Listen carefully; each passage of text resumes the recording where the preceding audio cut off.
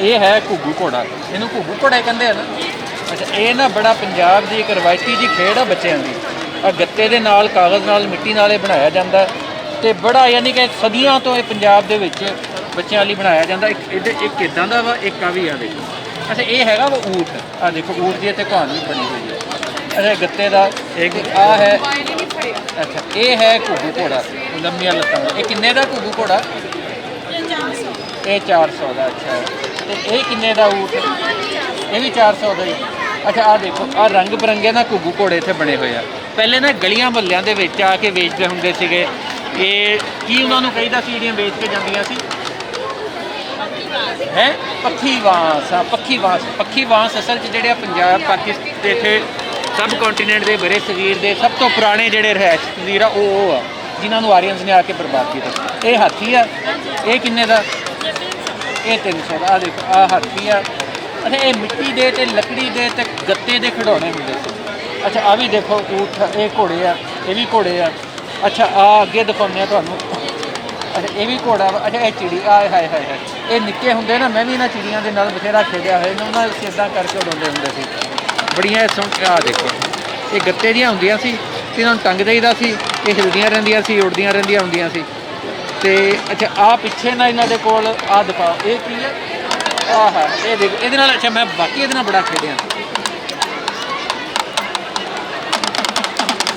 इदा करके ना असीं खेडते होंगे सी। अच्छा, ये गत्ते का हुंदा सी, ये वजदी सी ते ना वजदा हुंदा सी। अच्छा, मुकाबले भी होंगे सी साडे निक्के न्याणियां दे ना। अच्छा, चलो ये हो गया। अच्छा, आ देखो अगे ये है गत्ते वाला डब्बा, ये भी चलता होंदा सी, उत्ते घोड़ा बनया होंदा सी। थल्ले भी गत्ते वाले डब्बे आ। अच्छा, ये चिड़ी आटे की बनती है ना चूड़ी की। अच्छा, इन्हों ना आप भी असीं घर च भी बना लीदा होंदा सी चिड़ियाँ ना, इन्हों आटे वाली चिड़ी कहते होंगे सी। अच्छा, ये देखो। अच्छा, ये तो हो गई।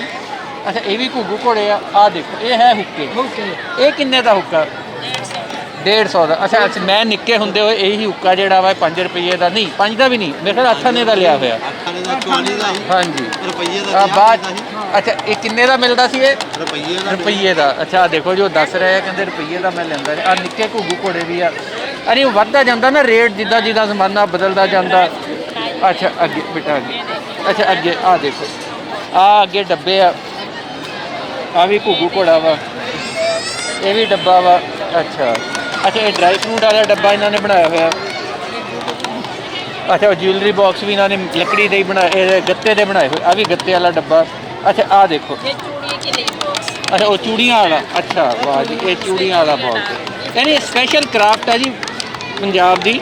आ देखो ये भी। अच्छा, एक को छनकना जिहा भी हुंदा सीगा, छनकना दिखाओ। अच्छा, अच्छा, अच्छा, वो तुहानू मैं दूजा दिखा लिया सी, ये है छनकना बच्चों की, ये बजदा हुंदा सी।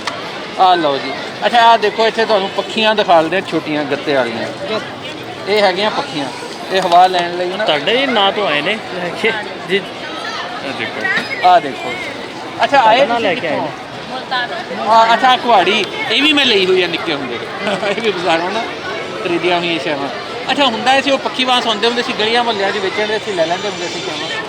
अच्छा, ये आ देखो ये देख लईयां सारा कुछ। अच्छा, हाँ वो अगे है गत्ते वाले घर जेड़ा पिछे होना माड़ा जिहा पक्का टीलिया। अच्छा, ये है छाबे छुबे। अच्छा, हाँ ये रिलियां जड़ियाँ वा आ देखो ये है टोकरी जे। अच्छा, ये भी। अच्छा, ये खैर मैं नहीं ले आने कौन निक्के होंगे। आ जेडे घर आ ये जरूर लै हुए गत्ते वाले।